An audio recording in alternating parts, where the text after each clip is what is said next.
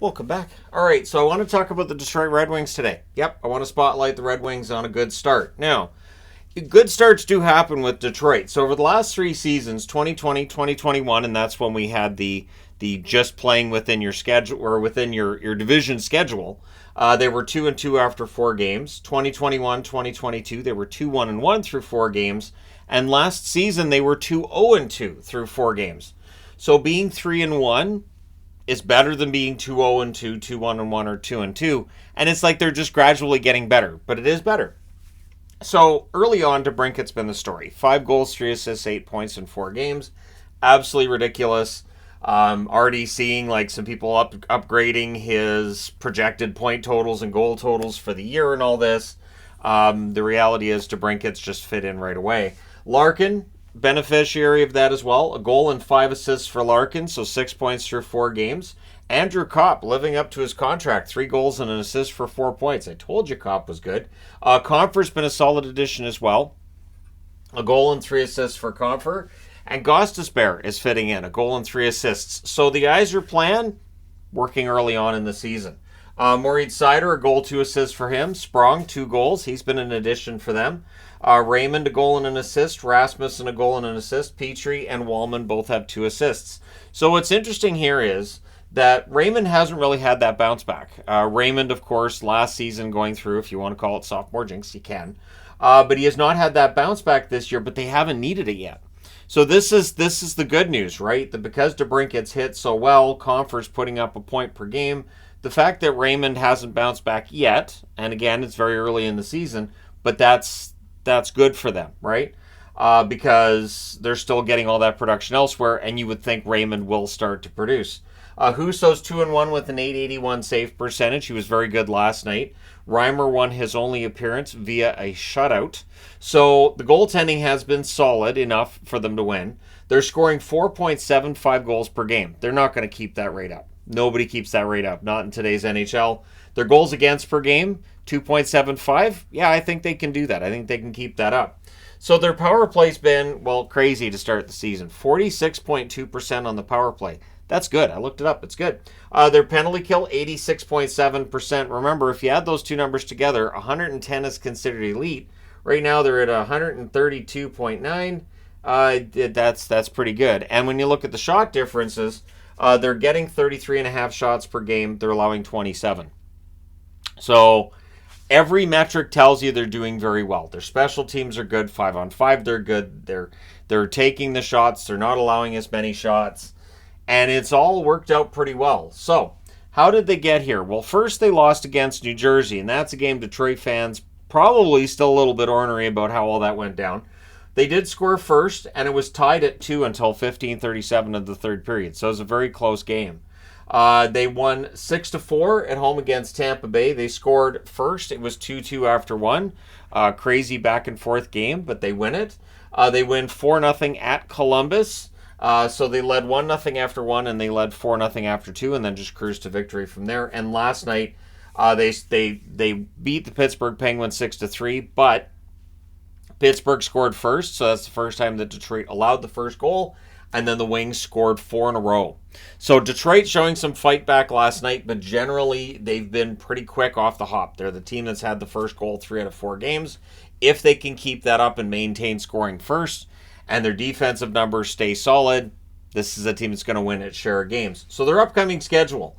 Saturday at Ottawa, that could be game of the night material, right? Ottawa is also 3-1, and they feel like they're finally ready to break through and make the playoffs.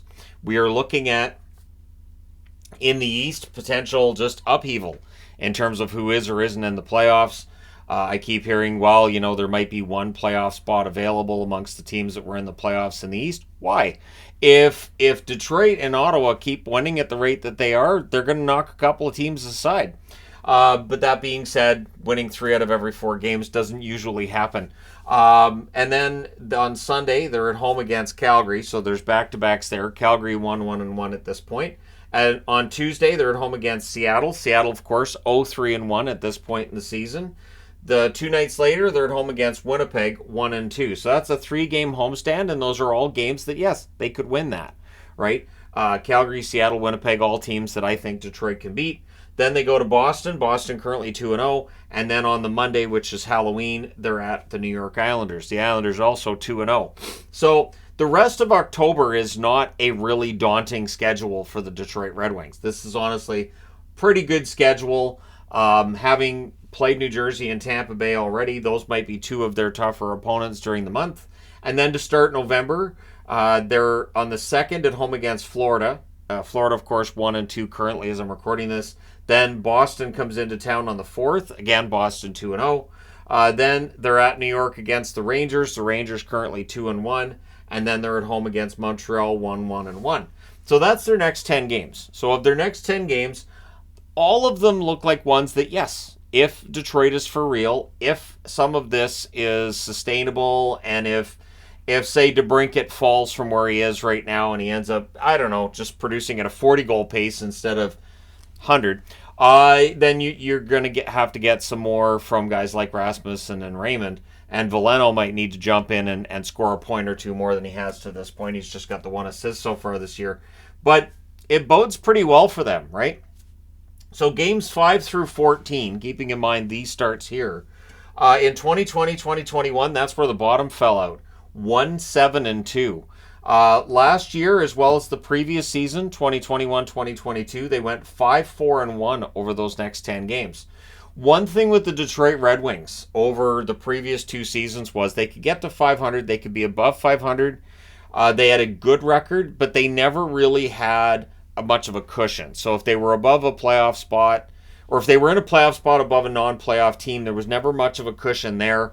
And very often it was teams behind them might have had games in hand.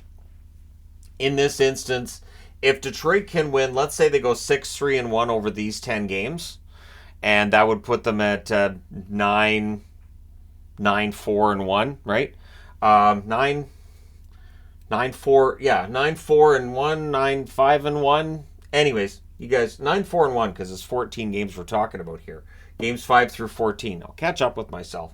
I do think this is something that can be sustainable. The next 10 games I think are going to be key, but through 4 games, they look for real. They look for real to me anyways, but let me know your thoughts in the comment section below. Are the Detroit Red Wings for real? Is this a team that can make the playoffs, can keep this going? Or do you think, no, they're overachieving so far. Maybe they've been against opponents that just aren't strong enough yet. You can make an argument that Pittsburgh finishes outside the playoffs. You can, of course, make the argument Columbus misses the playoffs. Tampa Bay and New Jersey, tougher to make those arguments. But they did lose against New Jersey, and the win over Tampa Bay, of course, was Tampa Bay currently without Vasilevsky. That's the big difference with Tampa Bay to this point. But let me know your thoughts in the comment section below regarding the Detroit Red Wings. Don't forget to hit like and subscribe. And yes, I will be doing these on other teams too as we move on through the season. It's just always interesting to me, even this early in the season, to look at how a team's doing and ask the question, is this sustainable, right? I don't want to get into, well, this team's clearly a playoff team. This is where things are clearly better than previous years and it's going to be different. But it does feel like with Detroit right now, this absolutely can be sustainable. And this is part of the reason why during the summer I did that whole video. I still believe in the Yzer plan. You add veterans, you bring in a lot of young guys. This is why you add some of these veterans. And we can all have the debate about contracts and cap hits and all that. But in the end, if Detroit ends up being a playoff team this year, that makes everything else work, right? And then it's a matter of building up to being a Stanley Cup contender. But honestly, if you're one of the top 16 teams in the league, on some level you're already in contention. So maybe Detroit's one of those teams this year. So hit like and subscribe if you haven't done so already. That being said, thank you guys so much for all your support. It means a lot. I will talk to you again soon.